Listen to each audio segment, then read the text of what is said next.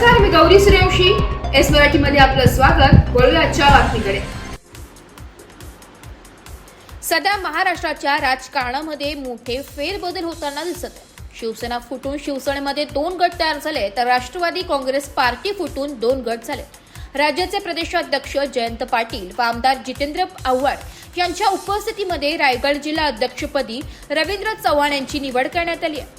यापूर्वीही रवींद्र चव्हाण यांनी वंचित बहुजन आघाडी पक्षाच्या जिल्हाध्यक्षपदी काम पाहिलं होतं. राष्ट्रवादी काँग्रेस पार्टीचे सर्वेसर्वा शरदचंद्र पवार यांच्या उपस्थितीमध्ये रवींद्र चव्हाण यांनी काही दिवसांपूर्वी राष्ट्रवादी काँग्रेस पार्टी शरदचंद्र पवार पक्षामध्ये प्रवेश केला होता. यावेळी त्यांच्या समवेत असंख्य कार्यकर्तेही उपस्थित होते. मुंबई येथील पक्षाच्या कार्यालयामध्ये प्रदेशाध्यक्ष जयंत पाटील यांच्या उपस्थितीत रवींद्र चव्हाण यांना रायगड जिल्हा अध्यक्ष पदाचे नियुक्तीपत्र देण्यात आलं. पक्षाने माझ्यावर मोठी जबाबदारी दिली असून पक्षाचे काम चांगल्या पद्धतीने पार पाडेल असेही रवींद्र चव्हाण यांनी यावेळी बोलताना सांगितले. जिल्ह्यातील तसेच तालुक्यातील अनेक पदाधिकारी व कार्यकर्त्यांनी रवींद्र चव्हाण सर यांना पुढील वाटचालीसाठी शुभेच्छा दिल्या. जिल्हाध्यक्षपदाच्या नियुक्तीवेळी प्रदेशाध्यक्ष, आमदार, सचिव, पक्षाचे उपाध्यक्ष, जिल्हाध्यक्ष, अनेक तालुकाध्यक्ष, छोटे मोठे पदाधिकारी यावेळी मोठ्या संख्येने उपस्थित होते. राष्ट्रवादी काँग्रेस शरदचंद्र पवार पक्षाच्या रायगड जिल्हा अध्यक्षपदी प्रदेशाध्यक्ष सन्माननीय जयंत पाटील साहेब व कोकण प्रभारी आमदार जितेंद्र आव्हाड साहेब यांनी माझी नुकतीच निवड केली.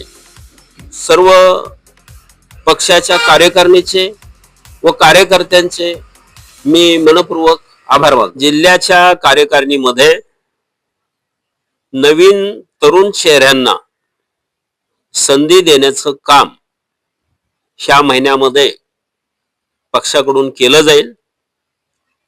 काही ठिकाणी नवीन नियुक्त्या केल्या जातील, तर काही ठिकाणी चांगलं काम करणाऱ्या तालुका अध्यक्षांना पुन्हा संधी दिली जाईल. जिल्हा कार्यकारिणीमध्येही बरेचसे फेरबदल घडून येतील.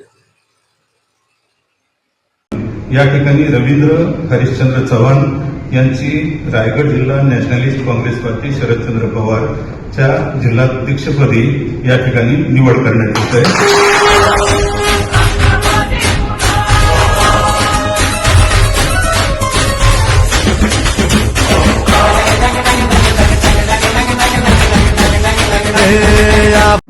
शरदचंद्र पवार महाराष्ट्राचे